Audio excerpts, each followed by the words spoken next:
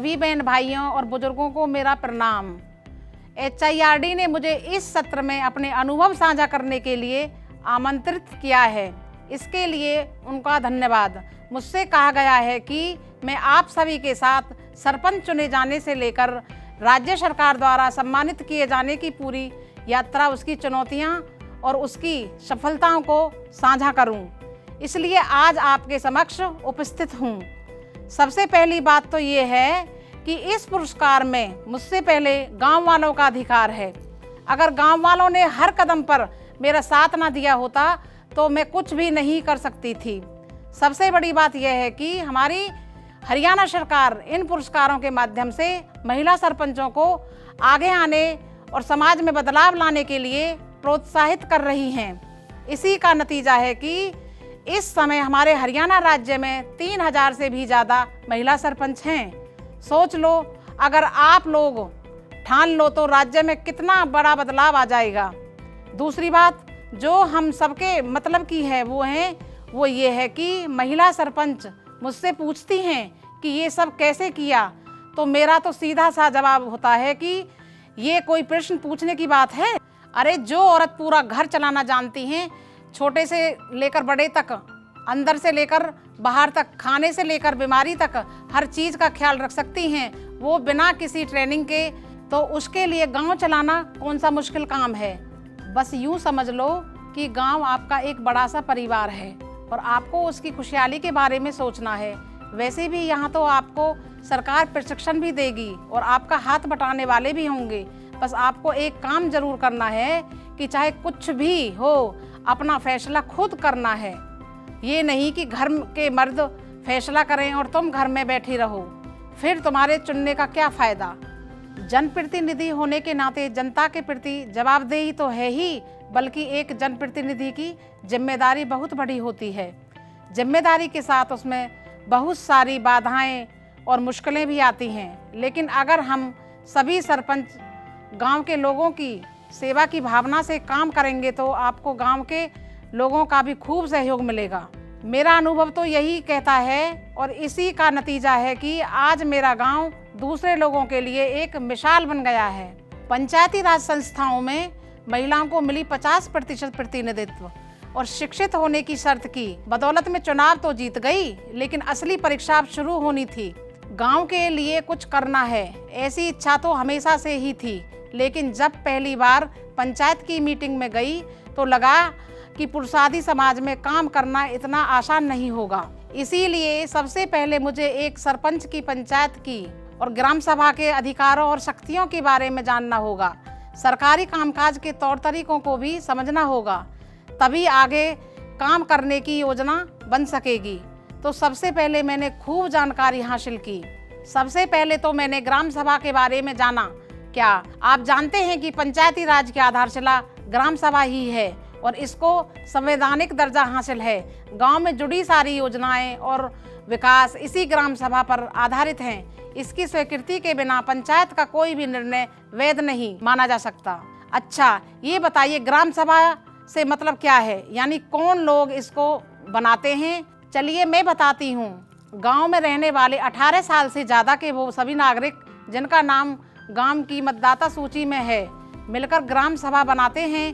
गांव की विकास योजनाओं का क्रियान्वयन, सरकार की जन कल्याण योजनाओं के अंतर्गत लाभार्थियों की पहचान, शिक्षा और परिवार कल्याण से जुड़े प्रोग्राम में सहयोग देने से लेकर गांव में टैक्स आदि लगाने तक और किसी भी योजना से जुड़े खर्च, लागत आदि की जानकारी सरपंच तथा पंचायत के अन्य सदस्यों से हासिल करना भी ग्राम सभा की जिम्मेदारी में आता है। हैरत की बात है कि बहुत सारे गांव वालों को यह बात पता ही नहीं होती है। यहीं से शुरू होती है सरपंच की जिम्मेदारियां। ध्यान से सुनिएगा। ग्राम सभा की मीटिंग बुलाने के लिए सरपंच कानूनी रूप से बाध्य है। यदि सरपंच ऐसा नहीं करता है तो सरकार उससे जवाब तलब कर सकती है। साथ ही साथ उसको यह भी सुनिश्चित करना होता है कि इन बैठकों में ज़्यादा से ज़्यादा ग्रामवासियों की भागीदारी हो और उसमें हर वर्ग का प्रतिनिधित्व हो, जैसे महिलाएं, अनुसूचित जातियां, पिछड़ा वर्ग वगैरह। सरपंच को किसी ग्राम विकास से संबंधित प्रस्ताव पास करवाने के अलावा यह भी सुनिश्चित करना होता है कि ग्राम सभा द्वारा उठाई गई समस्याओं और दिए गए सुझावों को ग्राम पंचायत की बैठक की कार्रवाई में शामिल किया जाए। ग्राम सभा के अधिकारों और सरपंच की जिम्मेदारियों के बारे में जानने के बाद मुझको यह जानना था कि एक सरपंच ग्राम पंचायत के पास गांव के सामाजिक आर्थिक विकास के लिए क्या अधिकार दिए गए हैं और उनका प्रयोग किस तरह किया जाना है, क्योंकि मुझे सिर्फ 5 सालों के लिए चुना गया था और इतने कम समय में मुझको ये साबित करना था कि हम महिलाएं भी किसी से कम नहीं हैं। मुझे पता चला कि एक सरपंच और ग्राम पंचायत को सरकार ने काफ़ी कुछ रचनात्मक कार्य करने की शक्तियां दी हैं। प्रशासनिक कार्यों के तहत सार्वजनिक और जन कल्याण से जुड़े कार्य जैसे सड़कें, गलियां, नालियां, पुल, भवन आदि का निर्माण व रखरखाव तथा सोलर या नॉर्मल स्ट्रीट लाइट लगवाना। इसी तरह सामाजिक कार्यों के तहत सभी बच्चों की स्कूली शिक्षा सुनिश्चित करना, स्वास्थ्य सुविधाओं का प्रबंधन करना, सार्वजनिक वितरण प्रणाली का सही प्रबंधन करना, कृषि संबंधी कार्य, डिजिटल साक्षरता आदि। यानी मुझे लगा कि यहाँ तो करने के लिए बहुत कुछ है। मैं अपने ग्राम सभा में किए गए कामों के बारे में बात करने से पहले थोड़ा सा पंचायत समिति और जिला परिषद के बारे में भी जानकारी देना चाहूँगी, क्योंकि यह जानना भी आपके लिए उतना ही जरूरी है। ये संस्थाएं भी पंचायती राज का ही हिस्सा है और महिलाओं को पंचायत समिति तथा जिला परिषद के द्वारा भी अपने गांव में विकास करवाने का मौका मिलता है। अब आप सभी यह सोच सकते हैं कि इतनी जानकारी हासिल करने से भला मुझे क्या मिला। सबसे पहली बात यह है कि सही ज्ञान से आत्मविश्वास बढ़ा है। मुझे अब अपने अधिकारों, जिम्मेदारियों के बारे में पता था, तो मैं किसी का भी पूरे विश्वास से सामना कर सकती थी। दूसरा, मैं अपने गांव के विकास से जुड़े कामों को सही योजनाएं बना सकती थी। इसके बाद एक दिन मुझसे किसी प्रस्ताव पर हस्ताक्षर करने को कहा गया, लेकिन मैंने साफ मना कर दिया और इस प्रस्ताव पर बहस के लिए ग्राम पंचायत को बुलाने का आग्रह किया। जाहिर है कुछ लोगों को यह अच्छा नहीं लगा, लेकिन उन्हें यह भी समझ में आ गया कि यहाँ अब दाल नहीं गलने वाली। वैसे भी हमारी हरियाणा सरकार महिला सरपंचों को बहुत महत्व दे रही है। अब काम करने की मेरी बारी थी, तो सबसे पहले मैंने बेटी बचाओ बेटी पढ़ाओ को अपने एजेंडे में सबसे ऊपर रखा। हालांकि और काम भी साथ ही साथ चलते रहे। आप तो जानते ही हैं कि हमारे राज्य का लिंगानुपात काफ़ी खराब रहा है। इसकी वजह बच्चियों की भ्रूण हत्या है। मैंने गांव वालों को साथ लेकर इसके खिलाफ व्यापक अभियान चलाया। स्कूली बच्चों की रैलियां करवाई, बाहर से एनजीओ को लाकर घर घर जागरूकता फैलाई। मैंने गांव की महिलाओं के साथ बैठकें की, उनको बताया कि देखो, कल्पना चावला हमारी ही बेटी थी। हमारी बेटियां कुश्ती में कितना नाम कर रही हैं, पूरी दुनिया में उनका नाम है। इसके साथ ही हमने यह भी तय किया कि कोई भी बच्ची किसी भी हाल में स्कूली शिक्षा बीच में नहीं छोड़ेगी। जितनी स्कूल बीच में छोड़ने वाली छात्राएं थीं, हमने उनको पहचान कर उनके घर जाकर वापस स्कूल आने के लिए तैयार किया। हालांकि कई परिवारों ने विरोध भी किया, लेकिन जब उन्होंने देखा यहाँ तो हर कोई अपनी बच्चियों को स्कूल भेज रहा है, तो वो भी मान गए। साथ ही साथ एक एनजीओ और स्कूल प्रबंधन समिति के सहयोग से हमने यह भी सुनिश्चित किया कि मिड डे मील में पौष्टिक आहार मिले। इससे गरीब परिवार के बच्चे भी स्कूल आने लगे। आप कभी स्कूल के समय हमारे गांव आइए, आपको एक भी बच्चा या बच्ची स्कूल से बाहर नहीं दिखाई देगा। इस तरह आज हमारा गांव जीरो ड्रॉप आउट गाँव है। एक लक्ष्य बेटी बचाओ बेटी पढ़ाओ पूरा हुआ। अभी हाल ही में पंचायत भवन में एक पब्लिक लाइब्रेरी भी बनाई गई है, जिसमें इंटरनेट की भी सुविधा है, ताकि यहाँ के बच्चों को ऑनलाइन पाठ्य सामग्रियों का फ़ायदा मिल सके। अब मेरा लक्ष्य गांव में एक छोटा सा स्टेडियम बनाने का है, ताकि यहाँ और आसपास के बच्चे बच्चियाँ खेलकूद में आगे बढ़ें। दूसरा लक्ष्य था इन बेटियों और महिलाओं की सुरक्षा का, तो उस पर भी हमारी ग्राम पंचायत ने कई नई पहल शुरू की। पहला, हमने गांव के सभी वार्डों और रास्तों में सोलर लाइटें लगवाईं। इसके लिए हमें कुछ कंपनियों के CSR फंड और सरकार से तकनीकी सहायता मिली। दूसरा, मैंने वो किया जो आज तक पहले राज्य के किसी गांव में कहीं नहीं हुआ, वह है गांव में CCTV कैमरे। अपने नए पंचायत भवन को हमने इसका निगरानी केंद्र बनाया। इन सभी उपायों से महिलाओं की सुरक्षा बढ़ी है। इसी श्रृंखला में मैंने यह तय किया कि किसी भी घर की औरत शौच के लिए बाहर नहीं जाएंगी और हर घर शौचालय अभियान चलाया। आज हमारा गांव खुले में शौच मुक्त गांव है। शिक्षा, सुरक्षा और जागरूकता का असर यह हुआ कि हमारे गांव में यदा कदा होने वाले बाल विवाह अब अपने आप ही खत्म हो गए। महिला सुरक्षा से ही जुड़ी एक समस्या थी शराब और नशा, जो सीधे तौर पर घरेलू हिंसा से जुड़े हुए हैं।